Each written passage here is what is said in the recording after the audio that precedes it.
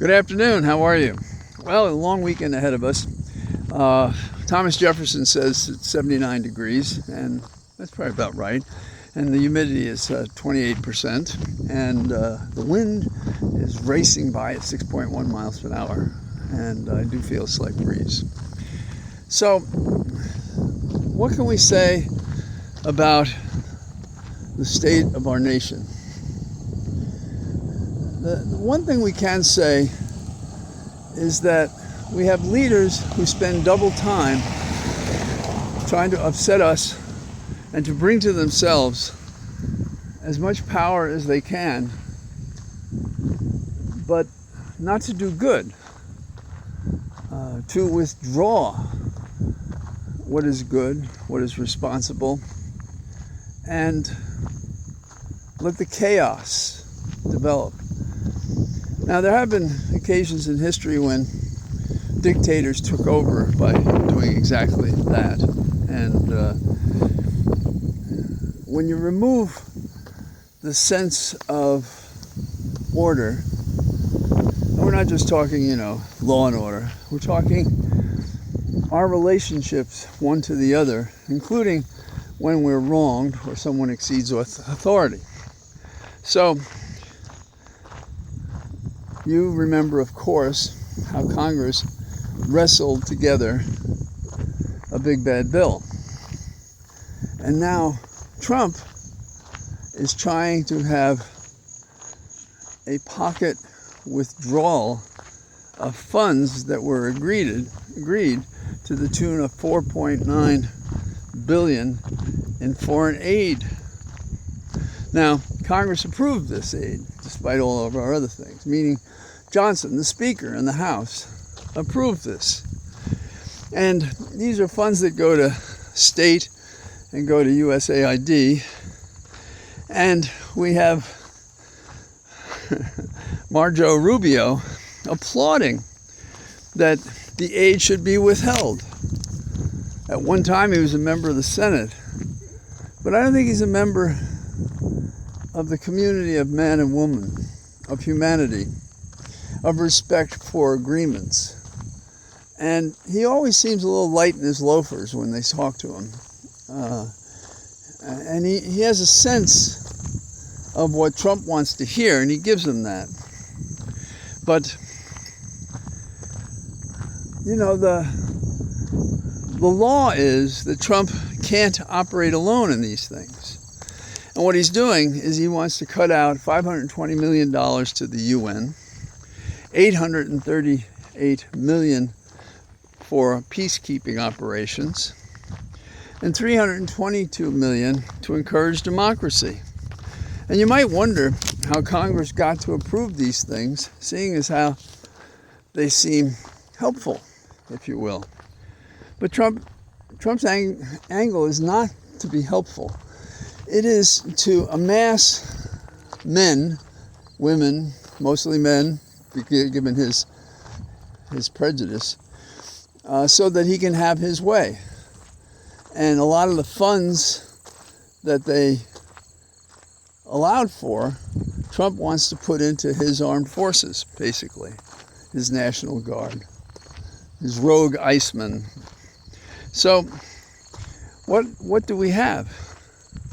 We have him compromising our standing in the world, but also our effectiveness in the world to bring people with us.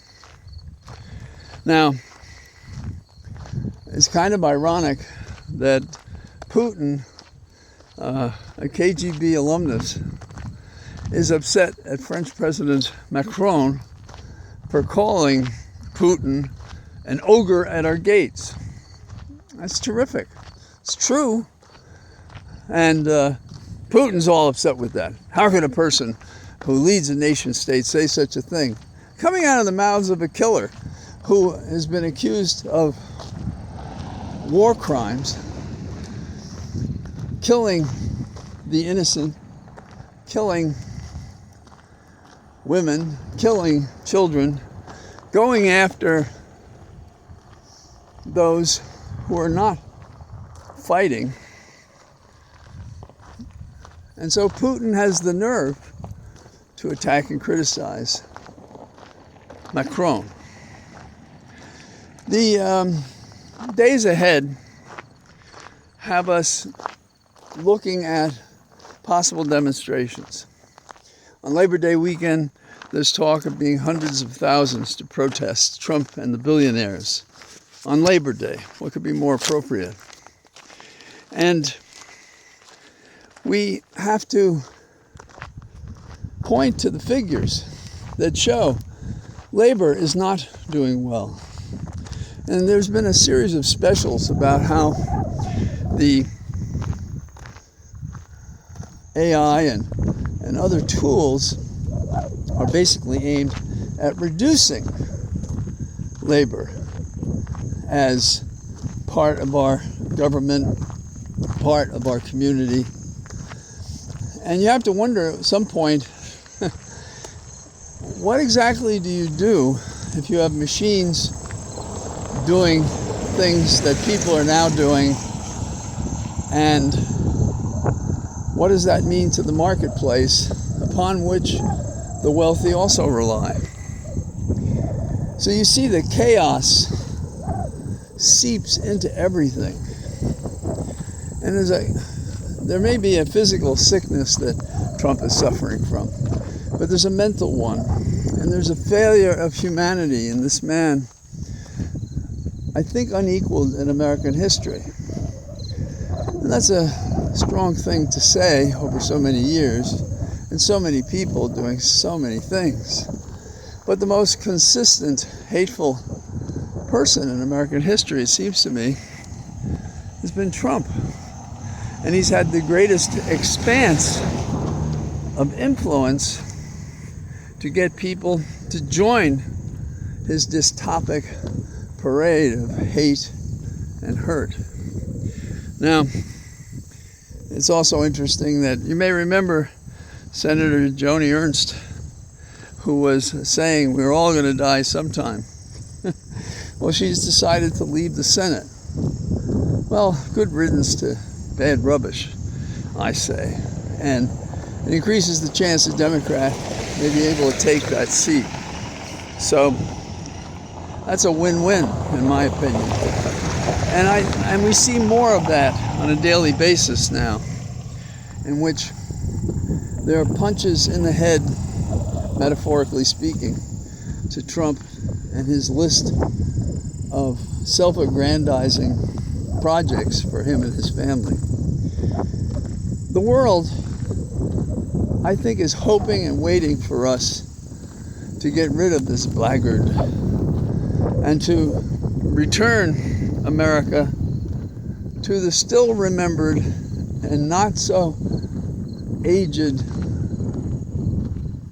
republic that we had before Trump came on the scene in 2015 and removed things from whispers to shouts and screams of racism and self-aggrandizement and disloyalty, dystopia, all of the above. And so we can relegate people like Ernst to whatever podcast she does, saying the same stupid things she said in a meeting, which probably helped bring her down. Now, I'm in Northern Virginia, as you know, and I've always thought that education, it may not be for everyone, but we should try to make it for everyone, because it makes a difference in not only the individual contribution to society, but the well-being of the individual in that society, because they get fulfillment from what they know and learn. I once was in a debate, and a person who was a friend during the Q&A session said to me, "You know your problem, John," and about 100 went through my head when he said that, is that you live too much in your head. So does that mean he doesn't think, that he doesn't analyze, that he isn't having quiet conversations with himself about who he is and what he's doing? And there have been philosophers who talked about the unexamined life and what an error that is. And so here we are in Northern Virginia, and we've had, in this county, Loudoun County, where I live, we've had problems with how transgender persons are treated. And it's really hellish. And the bullying reached such a point that the school board made it a point of setting rules that protect transgender. And there are other schools throughout Northern Virginia who've done the same thing. And when I was a kid in school in New York, I remember them speaking about how outstanding the schools were here. And I don't know if it was a proportionate reflection, but they said Fairfax was one of those. And when I've appeared in these schools to talk about one issue or other, I've been fairly well received. So what happens is the backward governor of Virginia, who dreams of running for president himself, is opposed to transgender students, opposed to tolerance of them. And if there's anything Trump has done, is he's made it, in his mind, legitimate to be a bigot, to discriminate, to hurt, to harm, to isolate. And so a number of people have complained about the fact that transgender children are being treated as in who they are. And so the fact that transgender support policies in the school, a good thing because of the bullying, is now being chosen as a basis by the Department of Education to eliminate funds from schools, and there are 5 identified, and 2 are in court. They want to get rid of the funds for these schools, I don't know, in categories or everything else. The schools have identified Title IX, which is the law passed by Congress, and it doesn't change with each election. It remains, and it provides for the protection of transgender people. Yesterday somebody asked me about, sharing bathrooms and things like that. And when I was in New York, I think it was probably in the 70s, there was a club I went to several times, and men and women were using the same bathroom.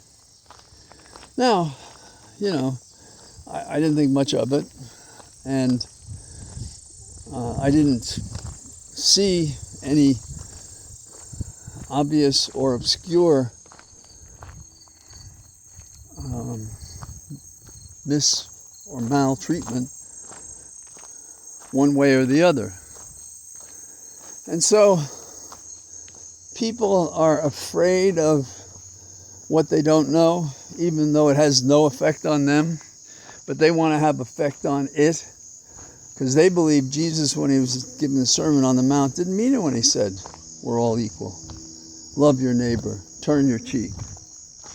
And this is the basis, in my opinion, not just with transgender, but with color and religion and all the things that are nobody's business, as long as they're not smashing their fist into your nose. They're living their life. Celebrate their happiness.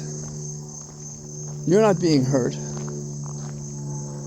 And, these are the policies of adults, hateful adults that call themselves Christians. The biggest problem in society, it seems to me, is the hypocrisy between the scripture they claim to embrace, and they tell us to read, and they tell us to celebrate, and the conduct that has absolutely no relationship to that scripture. So, what are we to do? Well, I get very upset when people say, oh, when they go low, we go high. I don't know what that means. If I get punched in the face, I think I swing back and punch as hard as I can and as accurately as I can and defend myself. I don't think that's low. I wish it were unnecessary. I think it is unnecessary as a matter of our system and belief. And that's what we have to say all the time. And when people make a joke about somebody who's transgender, as I thought we left behind us, gay couples, gay marriage, and so forth, we left behind the notion that you could be intolerant to people about these things.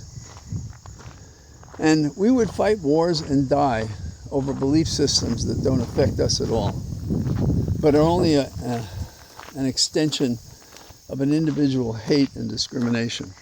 So, when they take the D out of schools and businesses and everything, they move us closer to a banal, dystopic government headed up by the likes of Trump and Vance. That's not America. That's not us. That's not our values. And so we have to fight back. And we shall. Day by day, we keep going at it, and we'll bring down this group of maniacs. So, that's it for today. Goodbye from the Cathedral of Trees. Talk to you tomorrow. Bye-bye.